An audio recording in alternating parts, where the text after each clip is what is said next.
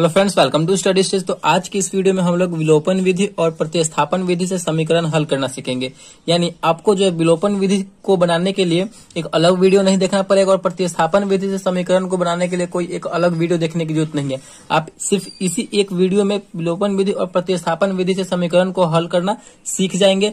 बहुत ही इंपॉर्टेंट है विलोपन विधि और प्रतिस्थापन विधि, क्योंकि आपकी 10th क्लास की एग्जाम में 100% चांस रहता है कि विलोपन विधि और प्रतिस्थापन विधि से क्वेश्चन पूछा जाता है और वो क्वेश्चन 5 नंबर का होता है। ठीक, और दोनों को बनाने के बाद लास्ट में हम ये भी जानेंगे कि विलोपन विधि और प्रतिस्थापन विधि दोनों में क्या डिफरेंस है, क्या अंतर है। ठीक, तो चलिए सबसे पहले हम इस समीकरण को जो दिया हुआ है, इस समीकरण को हम विलोपन विधि से सॉल्व करते हैं। तो ये हमारा पहला समीकरण क्या है, 3x + 4y = 10, यानी हमारा ये पहला समीकरण हो गया।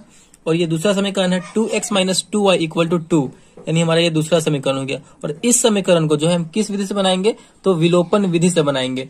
तो चलिए समझते हैं कि विलोपन विधि में हमें क्या करना होता है। देखिए, विलोपन विधि में जो है आपको कोई एक पद यानी एक टर्म जो है कैंसिल करना होता है। जैसे कि यहाँ पे दो वेरिएबल दिया गया, एक x वाला है और एक y वाला है, दो वेरिएबल है, तो किसी एक वेरिएबल को आपको यहाँ से लुप्त करना रहता है। विलोपन का मतलब क्या है, विलोपन कर देना यानी छुपा देना।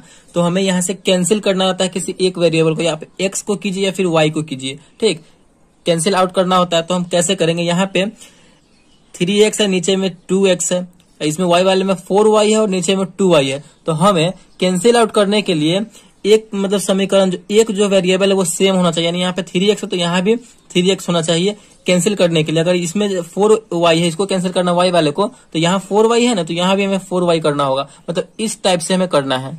तो आप x और y दोनों में से किसी एक वेरिएबल को कैंसिल कर सकते हैं। तो चलिए हम यहाँ पे x वाले टर्म को कैंसिल करते हैं। देखिए यहाँ पे 3x है, यहाँ पे 2x, दोनों तो सेम है नहीं। तो हमें सेम करने के लिए क्या करना होगा कि जो ये वाला नंबर है उसको हम ऊपर में गुना कर देंगे और इसी नंबर से हम नीचे में गुना कर देंगे, तो दोनों सेम हो जाएगा। 3 से हम नीचे वाले पूरी समीकरण 2 में करेंगे तो 3 दूना 6x हो जाएगा, फिर पूरे में हो जाएगा। फिर 2 से करेंगे तो 3 में करेंगे तो 2 3 6, यानी हमारा ये यहाँ पे सेम हो जा रहा है। तो कैसे कर देंगे, इस 2 से हम समीकरण 1 में 2 से गुना कर देंगे और समीकरण 2 में हम 3 से गुना कर देंगे। आप समझ रहे हैं ना, बस इसी टाइप से आपको करना है। मतलब आपको ध्यान से समझते चलना है। तो गुना करेंगे तो समीकरण 1 में जो है ये 2 से पूरा में गुना हो जाएगा। तो गुना कीजिए, हमारा नया समीकरण बन जाएगा 3 दूना 6x प्लस है तो प्लस, फिर 2 से 4 में करेंगे तो 4 दूना 8y = 10 में 2 से करेंगे तो 10 दूना 20। हमारा ये समीकरण तीसरा बन गया, हमारा ये नया समीकरण बन गया। फिर 3 से इस पूरी समीकरण में होगा तो 3 दूना 6x माइनस है तो माइनस, फिर 3 में 2 से करेंगे 3 दूना 6y, फिर = 3 में 2 से करेंगे तो 3 दूना 6। ये हमारा चौथा समीकरण हो गया, नया समीकरण बन गया। अब हम यहाँ पे देखिए एक टर्म बिल्कुल सेम हो गया, यानी वेरिएबल सेम है। 6x ऊपर भी है और 6x नीचे भी है, तो दोनों यहाँ पे कैंसिल हो जाएगा। तो चलिए यहाँ पे हम कैंसिल करते हैं। तो 6x प्लस में ऊपर भी और 6x नीचे में प्लस में है, तो इसको हम घटाएंगे तभी ना कैंसिल होगा। मतलब 6x में से 6x अगर घटेगा तो यहाँ पे 0 हो जाएगा, यहाँ पे कट जाएगा। तो यहाँ पे जैसे हम आप एग्जाम में लिखेंगे 10th क्लास के एग्जाम में, बोर्ड एग्जाम में, बिल्कुल उसी प्रकार हम बनाएंगे और जिससे कि आपको 5 में 5 नंबर मिल सके। तो यहाँ पे हम लिखेंगे समीकरण 3 और 4 को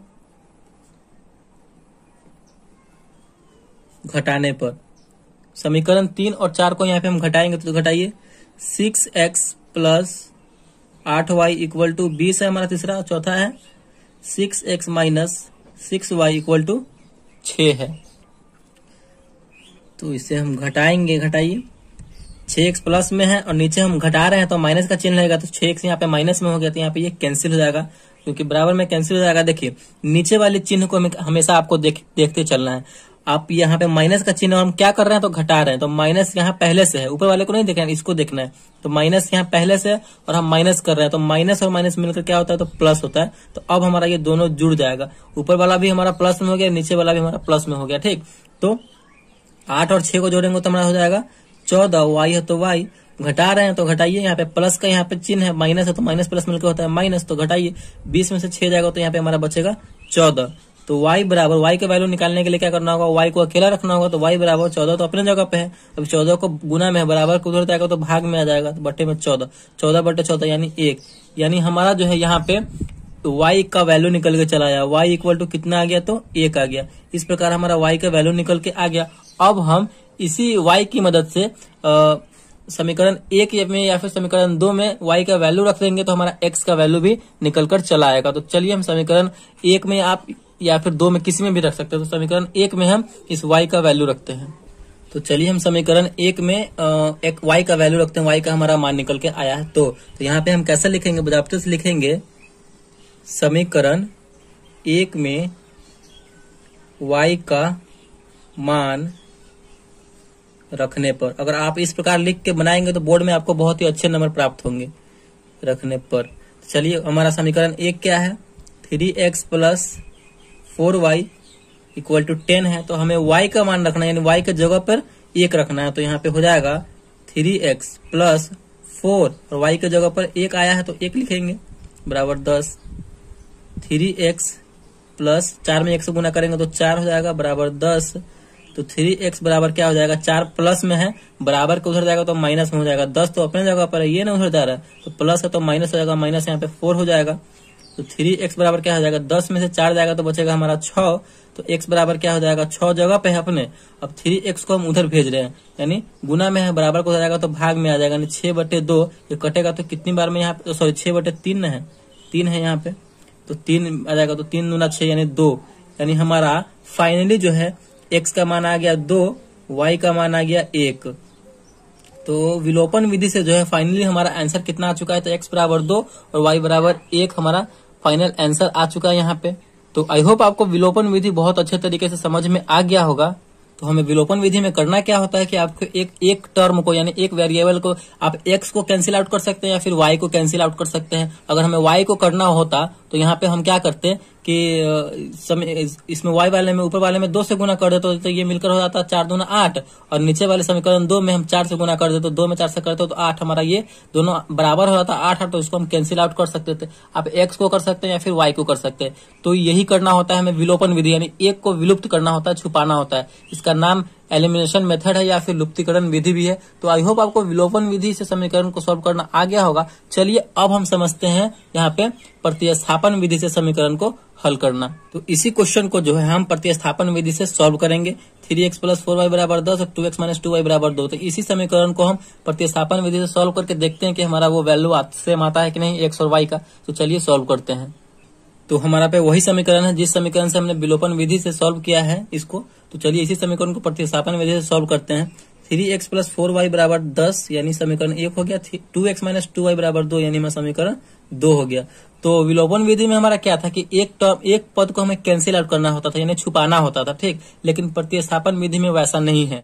प्रतिस्थापन विधि में क्या है कि हमें कोई एक पद, यानी कोई एक वेरिएबल का जो मान निकाल करके उस दूसरे वाले इक्वेशन में रखना है। जैसे कि अगर हम इस समीकरण 1 का जो है x का वैल्यू निकालते हैं तो इसी x के वैल्यू को हमें समीकरण 2 में प्रतिस्थापित करना है, वही हमारा प्रतिस्थापन विधि हुआ, ठीक। अगर आप y का निकालते हैं समीकरण 1 की मदद से तो इसी y का वैल्यू जो है जो निकाल के आएगा वही हमें समीकरण 2 में प्रतिस्थापित करना यानी रखना है, वही हमारा प्रतिस्थापन विधि हो गया। इंग्लिश में अगर हम बात करें तो इसे सब्स्टिट्यूशन मेथड हम कहते हैं। तो चलिए हम प्रतिस्थापन विधि से इस समीकरण को भी समझते हैं। तो चलिए आप जो है किसी एक का वैल्यू निकाल सकते हैं, x का या फिर y का। तो चलिए हम x का ही निकालते हैं। तो यहाँ पे हम समीकरण 1 को ले रहे हैं तो यहाँ पे हम क्या लिखेंगे, समीकरण 1 से समीकरण 1 को लिए हम। समीकरण 1 क्या है हमारा, 3x plus 4y equal to 10 है। अब इसी में से हम x का वैल्यू निकाल रहे हैं तो क्या करना होगा, हमें इस टर्म को अकेला छोड़ना होगा। तो 3x बराबर क्या हो जाएगा, हम 4y को उधर भेज रहे हैं तो 10 तो अपने जगह पे है, हम उसको भेज रहे हैं उधर, तो ये प्लस में है, उधर जाएगा तो माइनस में हो जाएगा 10 माइनस 4y। तो x का वैल्यू निकालने के लिए x को अकेला रखना होगा। तो 3 गुना में है, बराबर को उधर जाएगा तो भाग में हो जाएगा, तो हो जाएगा हमारा 10 माइनस 4y बटे में 3 आ जाएगा, ठीक। अब हमारा यहाँ पे x का वैल्यू यहाँ पे ये निकल के चला आया। अब इसी x के वैल्यू को हम समीकरण 2 में x के जगह पर पुट कर देंगे। तो हमें क्या लिखना होगा आगे, तो हमें यहाँ पे लिखना होगा समीकरण 2 में x का मान रखने पर। समीकरण 2 में हम इस x का मान रखेंगे। तो चलिए समीकरण 2 हमारा क्या है, 2x minus 2y equal to 2 है। अब इसी x के जगह पे हम ये वाला वैल्यू रखेंगे, ठीक, ये वाला मान रखेंगे। तो रखिए यहाँ पे हम रखेंगे तो क्या हो जाएगा, 2x के जगह पर रखेंगे ये हमारा 10 माइनस 4y बटे में 3 माइनस 2y बराबर 2। इसे हम सॉल्व कर देंगे तो यहाँ पे हमारा सिर्फ एक y वाला टर्म बच रहा है, तो हमारा y का वैल्यू यहाँ से निकल के चला आएगा। ठीक, इसी प्रकार आपको करना, बस आप समझते चलिए कि किस टाइप से बन रहा है, किस तरीके से ये बन रहा है। ठीक, तो चलिए गुना कीजिए, यानी इस 2 से हम इस पूरे वाले में ऊपर वाले में गुना हो जाएगा, तो 10 में 2 से करेंगे तो 10 दूना 20 माइनस 4 दूना 8y बटे में 3 माइनस 2y बराबर 2। इस 2y के नीचे कुछ भी नहीं है तो इसका मतलब क्या 1 है, तो हम 3 और 1 का एलसीएम लेंगे तो हमारा कितना होगा, 3 और 1 का एलसीएम तो 3 ही होगा। तो 3 1 का एलसीएम हो जाएगा हमारा 3 से 3 कैंसिल हो जाएगा एक बार में, तो 20 माइनस 3 से 3 एक बार में कैंसिल होगा तो 8 कम 8 यानी 8y माइनस 3 दूना 6y बराबर 2। चलिए ये आपको समझ में आया, तो नहीं आया होगा तो कमेंट में बताइएगा, हम आपको कमेंट का रिप्लाई करके बता देंगे। चलिए यहाँ पे देखिए अब 20 माइनस 8y और माइनस 6y, तो माइनस 8y और माइनस 6y मिलकर कितना हो जाएगा, तो माइनस 14 हो जाएगा कि 8 और 14, और y है तो y, माइनस में था तो माइनस में लगा देंगे, बटे में 3 है तो 3 बराबर 2।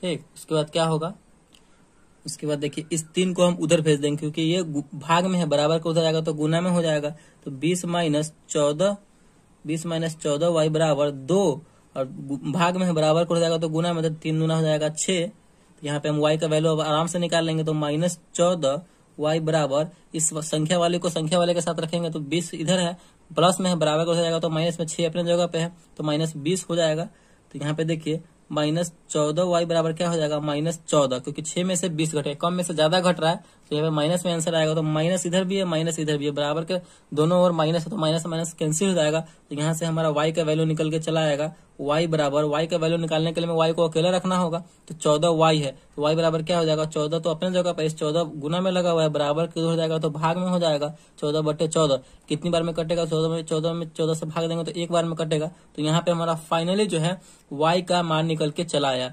तो y का मान जैसे ही निकल के आया है तो हम समीकरण 1 में 2 में या फिर किसी में भी रख देंगे तो हमारा x का मान भी निकल के चला आएगा। ठीक, तो यहीं पे आपको सॉल्यूशन उसका बना के दे रहे हैं। समीकरण 1 में यहाँ पे लिख सकते हैं आप, समीकरण 1 में y का मान रखने पर, तो समीकरण 1 में हम y का मान रखें, समीकरण 1 है हमारा 3x प्लस 4y बराबर 10। आप किसी में भी रख सकते हैं, 1 में भी रख सकते हैं, 2 में भी रख सकते हैं। तो चलिए 3x प्लस 4, y की जगह पे क्या रखेंगे, 1 रखेंगे क्योंकि y का मान हमारा 1 आया है, इक्वल टू 10।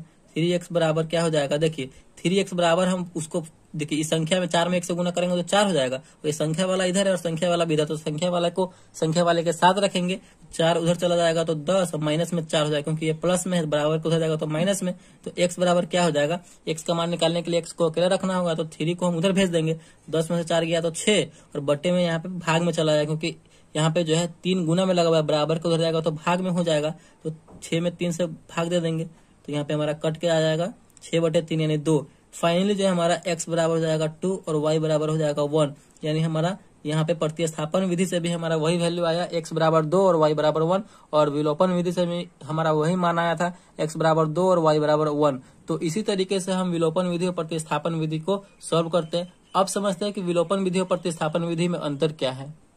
देखिए विलोपन विधि में क्या करना होता है कि विलोपन विधि में हमें एक पद को यानी एक वेरिएबल को आपको विलुप्त करना रहता है, यानी छुपाना रहता है। विलोपन विधि का मतलब ही वही है, यानी एलिमिनेशन मेथड, यानी हम आप एक्स को कट कर दीजिए या फिर वाई को कट कर दीजिए, जो आपको मतलब, लेकिन दोनों सेम होना चाहिए। ठीक, और प्रतिस्थापन विधि में क्या होता है कि आपको किसी एक का वैल्यू निकाल करके, किसी एक या टर्म का यानी एक्स का या फिर वाई का वैल्यू निकाल करके दूसरे समीकरण में प्रतिस्थापित करना, यानी उसका मान रखना, वही हमारा प्रतिस्थापन विधि हुआ। विलोपन विधि में आपको छुपाना है और प्रतिस्थापन विधि में आपको उसका मान उठा करके दूसरे समीकरण में प्रतिस्थापित करना है। बस यही डिफरेंस है प्रतिस्थापन विधि और विलोपन विधि में। एकदम 110% एग्जाम में पूछा ही जाता है, तो दोनों को अच्छे तरीके से आप समझ लीजिए। तो आई होप वीडियो आपको बहुत अच्छे तरीके से समझ में आ गया होगा और विलोपन विधि और प्रतिस्थापन विधि से समीकरण को हल करना सीख गए होंगे। तो वीडियो अगर आपको अच्छा लगा और पसंद आया तो प्लीज वीडियो को एक लाइक कीजिएगा, और चैनल पर नया है तो चैनल को सब्सक्राइब जरूर कीजिएगा।